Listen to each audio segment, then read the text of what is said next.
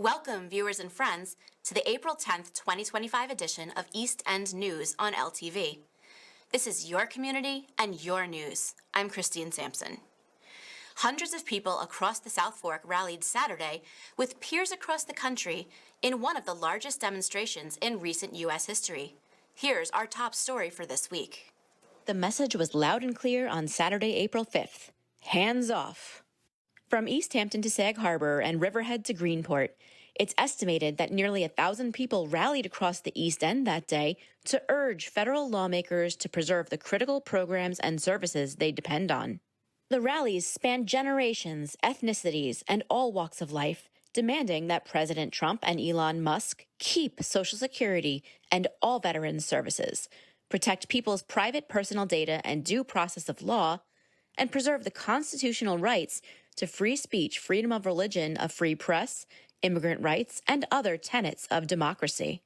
One particularly prominent Sag Harbor resident, John Avlon, lent his voice to the cause. Our generation, all of our generations, is being called on right now, where we know that this is a time when we've been through hard times before. But what we do when we have hard times is we rally together. We refuse to get depressed. In fact, we take energy from the challenges we face, and that's what these times demand together.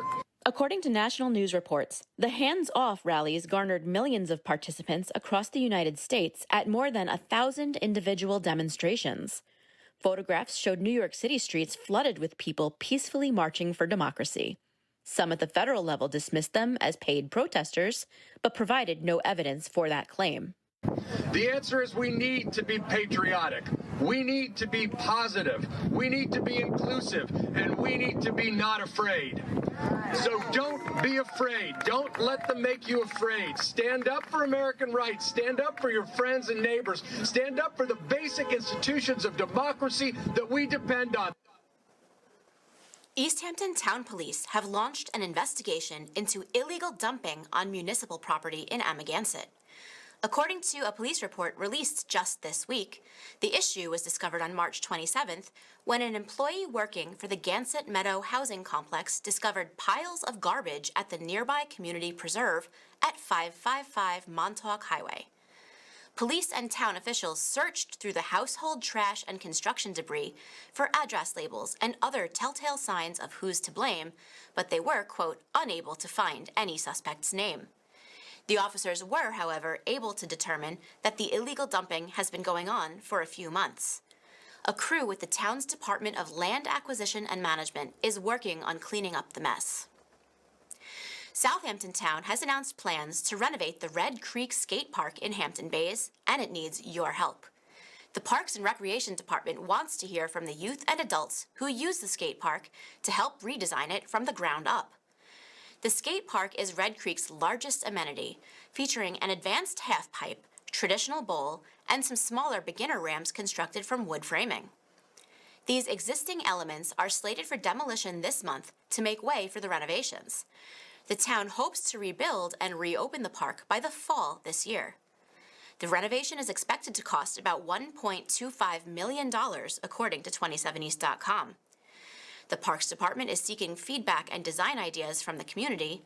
Those interested in being involved should email the department at parksandrec@southamptontowny.gov.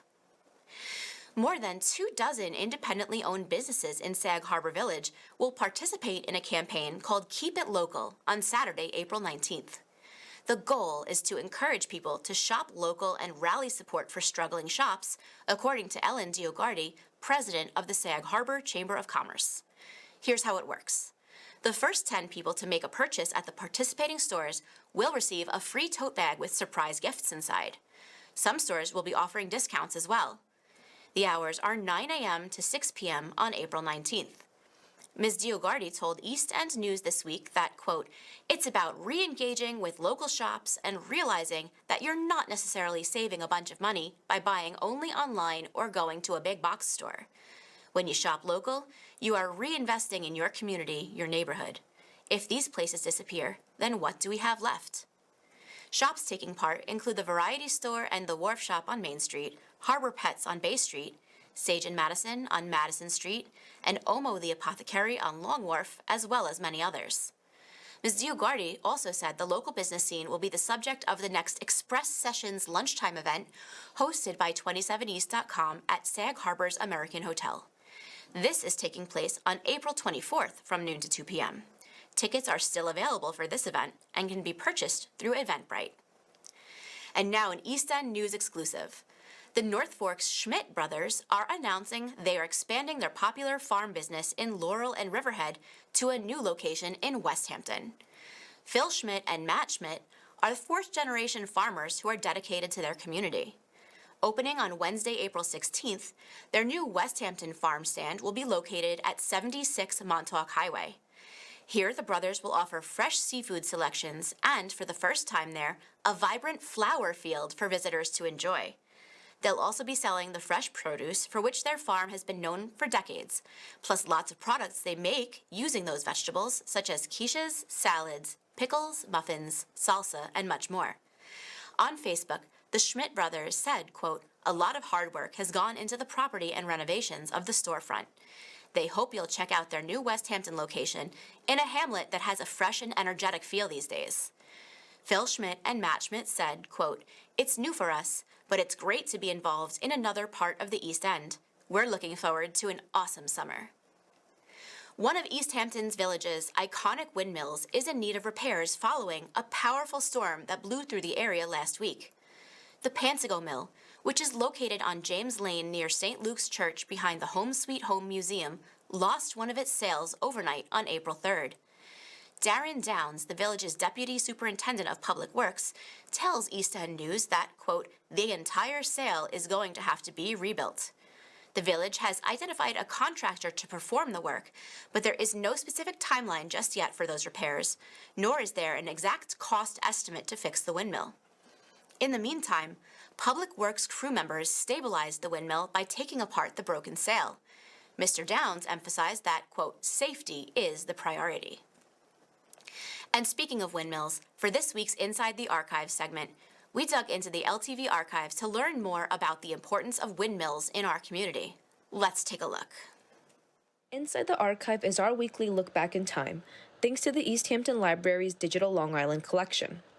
Recently, Pantigo Mills, one of Long Island's 11 historic windmills, has been damaged in the height of a storm, resulting in the damage of one of the mill's arms. East End locals are used to seeing windmills throughout the island, with many of them located in the heart of the towns. Celebrations, parades, and protests have been held in front of these historic landmarks throughout the years.